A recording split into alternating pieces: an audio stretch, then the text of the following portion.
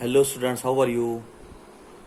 Yesterday we discussed about the intensity of electric field due to a dipole on the axis. तो कल हमने जो है on the axis पर electric field की intensity निकाली थी due to dipole. Today we are going to discuss about the intensity of electric field at a point on the equatorial line of a dipole. तो हम क्या equatorial line पे electric field की intensity निकालेंगे. Before going to start, I would like to discuss some little basics about the vector. ये vector मैं आपको अभी बता देता हूं जिससे आपको कोई प्रॉब्लम ना हो. सपोज एक वेक्टर एफ है, तो वेक्टर एफ क्या है, हॉरिजॉन्टल से सपोज थीटा डिग्री का एंगल बना रहा है. तो ये वेक्टर क्या है, इसका हॉरिजॉन्टल कंपोनेंट कहलाएगा एफ कॉस थीटा और वर्टिकल कंपोनेंट कहलाएगा एफ साइन थीटा.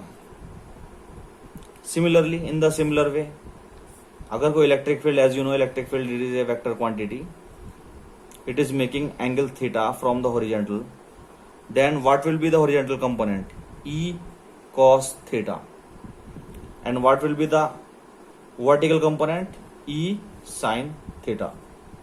अगर मैं इसको E1 मान लूं तो ये हो जाएगा E1 cos थीटा और ये हो जाएगा E1 sine theta. In the similar way, अगर मैं एक दूसरा इधर की तरफ ले लूं, कोई वेक्टर E2 ले लूं, तो उसका हॉरिजॉन्टल कंपोनेंट क्या कहलाएगा, E2 cos थीटा, अगर एंगल थीटा हो तो E2 cos थीटा, और वर्टिकल कंपोनेंट क्या कहलाएगा, E2 sin थीटा.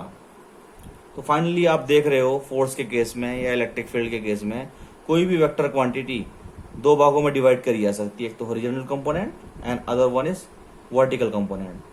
तो अगर ये इलेक्ट्रिक फील्ड दोनों सेम ही है, ये भी ई है ये भी ई है, तो वर्टिकल कंपोनेंट एक दूसरे को कैंसिल कर देंगे. तो same thing I am doing here in the case of electric dipole. Suppose here is electric dipole, point A, point B, here is the charge minus Q, here is the charge plus Q. The distance between two dipole is 2L. It can subdivide it L. तो इसके middle point से just एक point है, यहां पर आप क्या निकालना चाह रहे हो, आप इलेक्ट्रिक फील्ड की इंटेंसिटी निकालना चाह रहे हो E.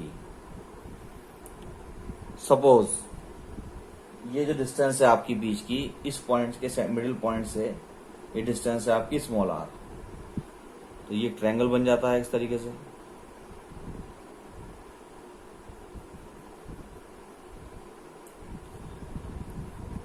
अब what we are going to do here, we are going to find out the electric field intensity at a point P due to plus Q charge. Plus Q charge के कारण इसकी electric field की intensity आएगी E1.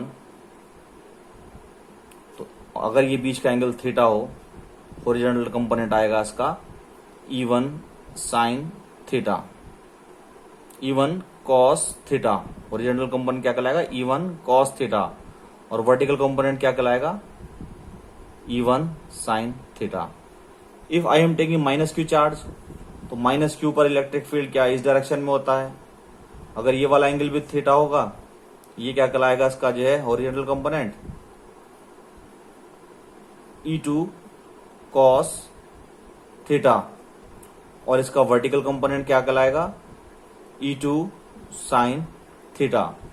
तो finally you get the charge due to plus Q charge, electric field intensity E1 is equals to 1/4 pi epsilon not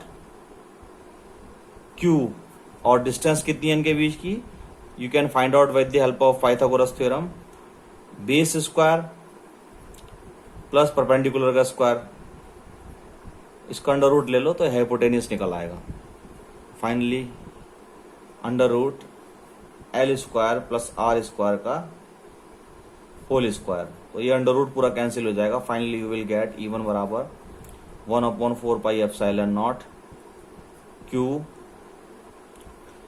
R square plus L square. ठीक है, अब जरा ध्यान से देखो, E2 1/4 pi epsilon not Q अपॉन, ये बीच की डिस्टेंस क्या होगी, सिमिलर पाइथागोरस थ्योरम से R square plus L square ही आएगी. ठीक है, तो what happen here, vertical component